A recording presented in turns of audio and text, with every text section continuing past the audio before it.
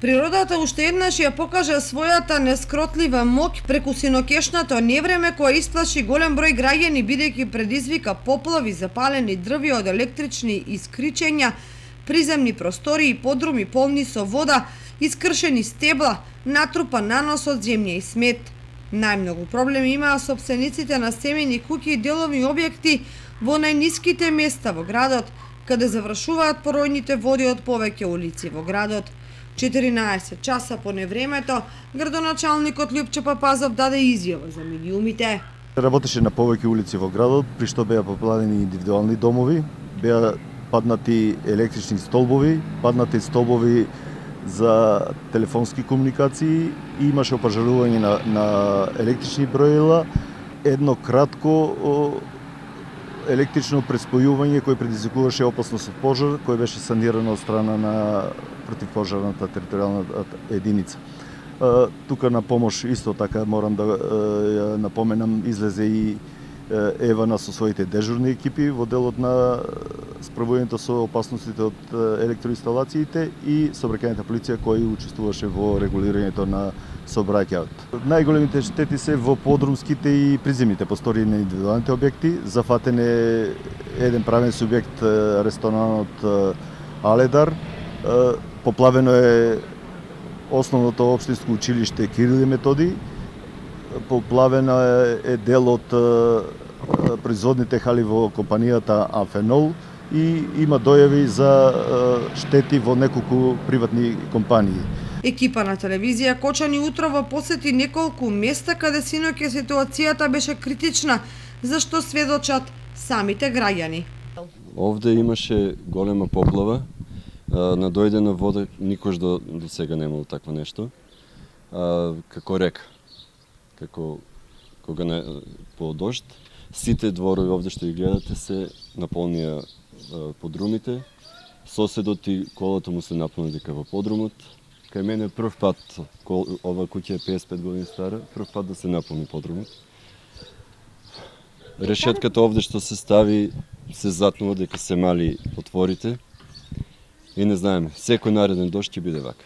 Синоќа беа од водовод за црпење на вода од подрумите. Денес од локалната самоуправа имаше представник, сликаше. Не зеде изјава на сите кои што имаме штета. Се сликаше, ама мора да се среди барем тоа во краток рок, за да еве лето е, може пак да има за некој ден вакво невреме. Пак ќе се поплави. Подруму до половината доваѓаат, стерната не може да изонаде, да изчисте, па после па ние чистиме за сабаре до 4 сата. И се тоа правиме.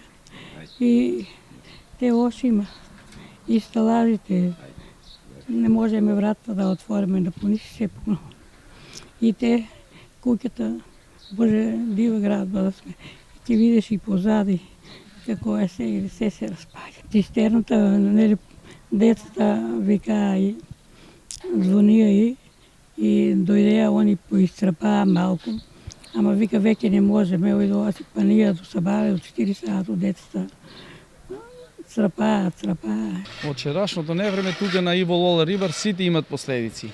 Градов прво шахтите што малку ги има, покри ги со кал песок, со кал со песок, исто градо покри, дојде многу вода. Од озгоре шахтата што ја затворија на кружниот нови што сака да го прават, и тука на сите куќи подрумите се е напунено, оштетени се сите. Највише сендвичарот тука до менека фантастико, кај нив се е. Апаратите синоќа до еден вечерта изнасаме, фали и пожарната што дојдоа со пумпите, помогнаа они највише с тие пумпи што нову вода iscrpаа. И некука ни се уништено, фрижидери, фритези, се што имат машинки, столчиња, се е хаос тука, ломец. Сега и водовод и они доаѓаат луѓето чистат, и на нив фала и тука нову помош. И ако не си ово чисти да дојде денеска па дожд, па исто ќе биде, дојка не се реши ово. Синокешното невреме и поројниот дожд го поплави основното училиште Свети Кирил и Методи, зашто денеска изјава даде и директорот Даниел Кралев. Вчера вечер нашиот град го зафати огромно невреме, проследено со обилни врнежи од дожд и ветер, во утринските часови, значи рано изутрено, уште во ноќните часови, дојдовме овде во училиштето и забележавме дека буквално сите простории во училиштето се поплавени, како подрумските простории, така канцеларискиот дел, па и училниците.